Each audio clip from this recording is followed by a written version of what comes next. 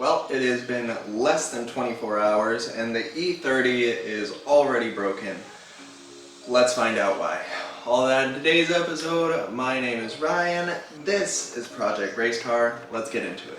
So you guys absolutely killed it for the last video. I appreciate all of the support for getting this thing started, but now it's in pieces. So what actually happened?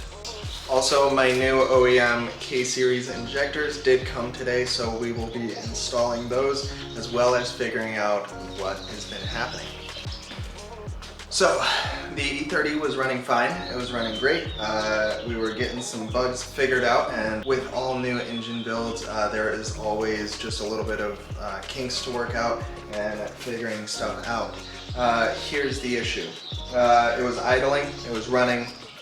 I went ahead and revved it, and it was kind of a fast rev to just clear stuff out and get everything going.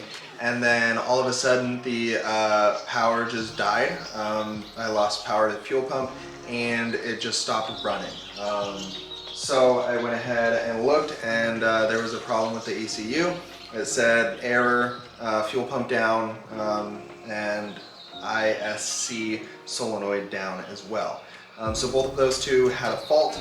Anyways, kind of did a little bit of looking, and I found that the fuse to the ECU was actually blown. So on the actual wiring harness, you have this relay box, and you have the fuel pump, the O2 sensor, and the ECU. Going to both the fuel pump and the ECU, you have two 20 amp fuses. Anyways, this one blew, and it was for the ECU relay. The ECU was still getting power, but no power to the fuel pump. Anyways, I replaced the fuse as if it was just, maybe just overloaded or something, and I clicked on the power and it instantly blew the fuse. So when something like that happens, diagnosing stuff is always a little bit difficult, but I always like to start with maybe the most simple stuff first, and then kind of go from there and just keep checking stuff off the list. So I had been messing with stuff inside the ECU, so I decided that maybe it was a solenoid that I turned on that blew something. So I turned off a lot of different auxiliary channels, I guess, in the ECU, and then it still ended up blowing a fuse. So I replaced the fuse, it popped, and then I replaced it again, tried something different, and then it popped again, and every time I just gave it just one click of power, it would blow the fuse. And what was strange is that it wasn't part of the wiring that I did, in terms of the fan relay or the fuel pump, because the car was already running. So it was really weird because it just randomly started getting issues. So I figured that it could be grounds. I know that K-Series really like grounds, so I figured something was grounding out, so I should probably add grounds, right? I don't know that much about electrical. So I did simple stuff like move the ground wire to a better source, and then I added a ground wire to the actual valve cover to the body, hoping that that would help, but I would replace the fuse, pop again. So then when I talked to the guys at Wiring Specialties, they figured that it might be the power and ground cable to the starter. So I went ahead and pulled the intake manifold off. Takes a long time. But as soon as I did that, I checked all the wires and they were all nice and tight, and I even pulled them off and tried to rearrange them, cut a little bit of the actual shrink harness off so that they have a full connection, and did everything like that. Anyways, I still replaced the fuse and it popped again. And what was weird about it is that all of the wires were unplugged. So I disconnected the fuel pump so it didn't have any power, and so it's not the fuel pump that's blowing the fuse. It's none of the issues on the intake manifold side. There was no exposed wires or anything. So I then came to this monstrosity that we have right now. And I unplugged the O2 sensor because I did the wires down there, so maybe that was grounding out. And then I looked down here in this crevice, and I actually had this, this is the OEM stock piece to cover that up. So I looked down in this mess and I noticed that the wires were very just like kind of jumbled, and so I figured that maybe there was something that cut through the wires back here that was grounding out, and sure enough, if you look down here at the exhaust sensor, these wires are actually cut through. So what was happening is this, the engine had such a rough idle, and when I installed this, I kind of pinched on part of the wires when I pushed it down. And so what happened was it actually cut through the wires, and that was causing the fuse to pop. So I was kind of chasing a whole bunch of issues trying to get that figured out. Luckily enough, the wires didn't fully get chewed through, so I won't have any issues with that. I'm just going to pull that sensor off and rewrap them with some electrical tape so that they don't touch each other. And then I think I'm going to notch out that piece, just maybe the entire bottom piece, so that it doesn't have any issues with the wires in the future. When I installed these wires, I kind of knew that they were all in that area, and so I kind of just shoved them in, and I was so excited to start the car that it just caused issues. Also, you will have to excuse me, it is very hot in the garage. The heat index out here in Austin is at 112 degrees today. But the intake manifold is kind of a pain to take off, and it just takes a while. So I decided that I needed to fix one of the issues that I had with the car, and that was the brake booster. So on the brake booster, the vacuum hole is down here, and normally it's on this side. So what I did was I pulled out the seat, I got underneath there, and I removed the brake booster, and I actually flipped it a whole 180 degrees. That way the vacuum hole is on this side, and that way we won't have to run manual brakes. We will just tap into this little fitting down here, and we should have brakes. So it was good that I actually pulled this off. I'm going to try to rewrap everything a little bit better and kind of tuck everything better now that I know that everything runs and that what to look for. And then we will also put in the new injectors, and we will start this thing up today. These little issues are going to come up in any sort of build, and they are quite obnoxious, but just keep trying stuff and you will eventually figure it out. Okay, so I pulled it out, and literally that is what was popping the fuse. Like, that's barely even, like, it just made contact, which is kind of crazy that something that small can, you know, cause a fuse to blow and then cause the car to not run. Okay, pro tip, if you guys need to take off your intake manifold, just don't need to, and then you won't have to do it. Okay, after a quick outfit change and some dinner, we are ready to finish this thing. So if you guys are doing this yourself, make sure that there are 1, 2, 3, 4, 5, 6, 7, 8 intake bolts, and that one is a pain and that one is a pain. So a little bit of just like working in random pockets, but yeah, that's that. Also, with this flipped upside down, it actually lowers the brake reservoir, and it actually clears up a lot of space that I was having issues with. So this is actually a lot better if you flip this thing upside down. And go under, and we're able to get this middle one.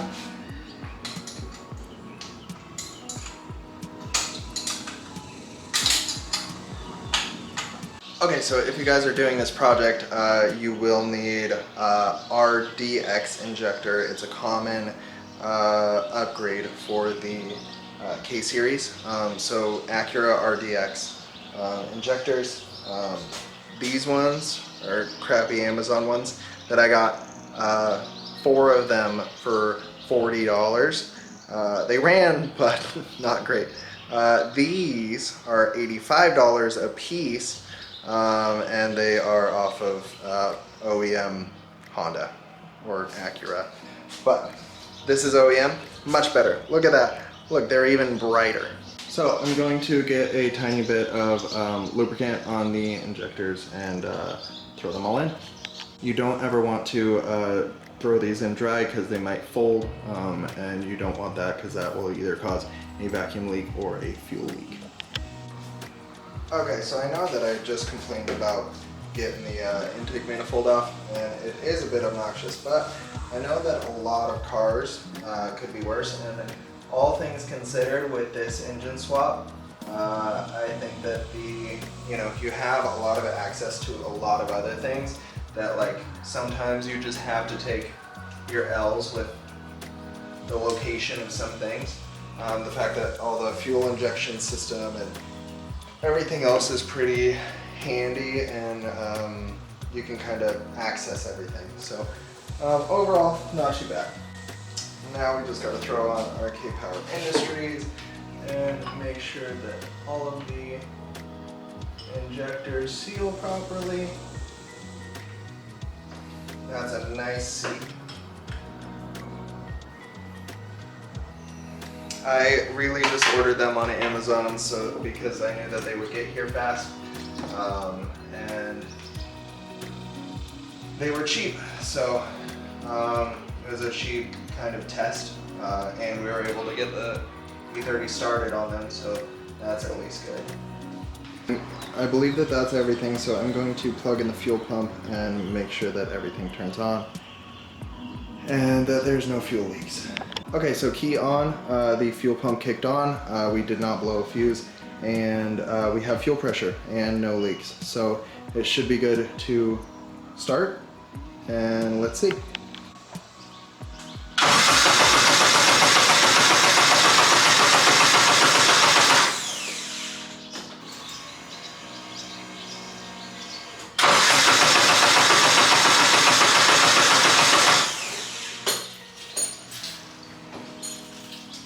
We might still have a fault with the car, with the ECU, so I need to flash it.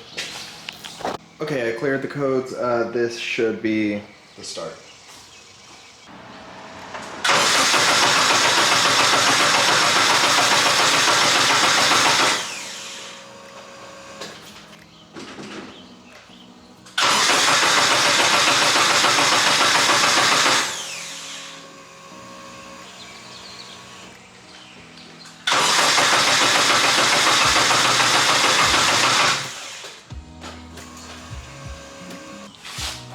Okay, so as you guys might be able to tell, it is still quite hot in here. It's also getting dark. It's about 8:30 right now. And I don't know what's going on. It's not wanting to start. So back to the drawing board. Still gotta figure this out. So I'm going to let the battery charge, and then think about it and try to get back to it tomorrow morning. So this won't be any time loss for you guys, but I will see you tomorrow. Okay, it is a new day. We are on a fresh mind and we feel good. I just have nicks and cuts and stuff everywhere from just, yeah. Anyways, very sore, but hopefully this is it. I came through again on a fresh mind, came back, and I looked over all my work yesterday because the car wasn't starting. It's getting fuel. I checked everything else, and then it still has ignition, like the coil packs are still working. So then I went over and I looked at the exhaust cam sensor, and the cam sensor was out like this much. So I pulled it out, cleaned it off, got it to fully seat. So hopefully this is it. Let's see. I did also check over some things in the tune and kind of changed a little bit of what I was trying to test the other day. So hopefully she starts.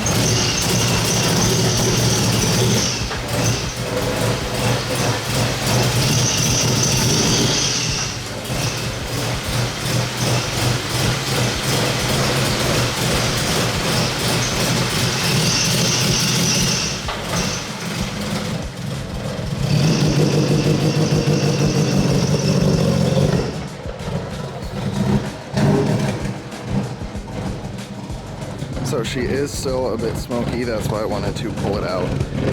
But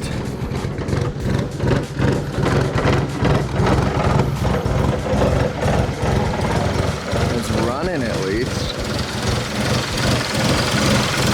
And it kind of still has a rough idle, but not the worst thing that I've seen. And all of the gauges are working now.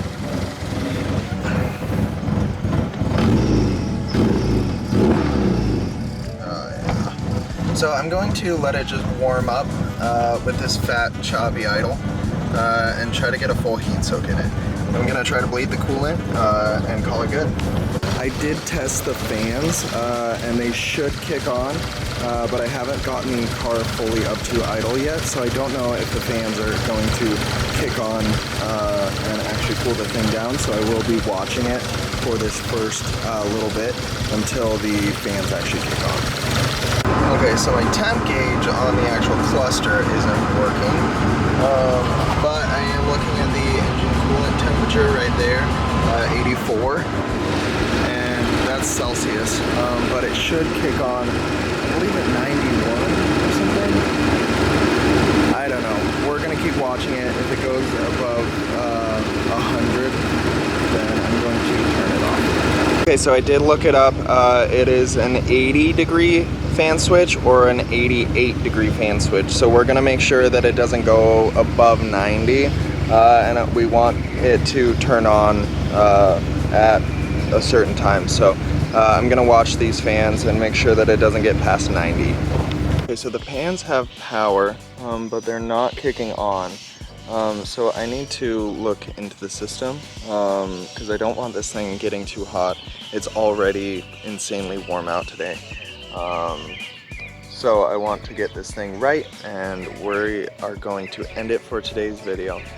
But we will work out the cooling issue in the next video and so on, and get this thing running right.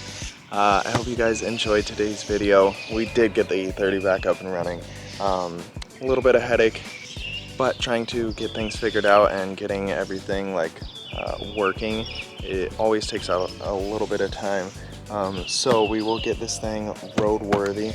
I don't want to take it out on like long trips yet, and I do want to reach out to a tuner to see what I need and all that kind of stuff, but we are making good progress. I want to thank you guys for all the recent support on all of the videos, and for some of you guys who have reached out and have been following since 2 years ago. So thank you guys so much for watching and subscribing and supporting. And until next time, my name is Ryan. This is Project Race Car. Have an amazing day. Peace.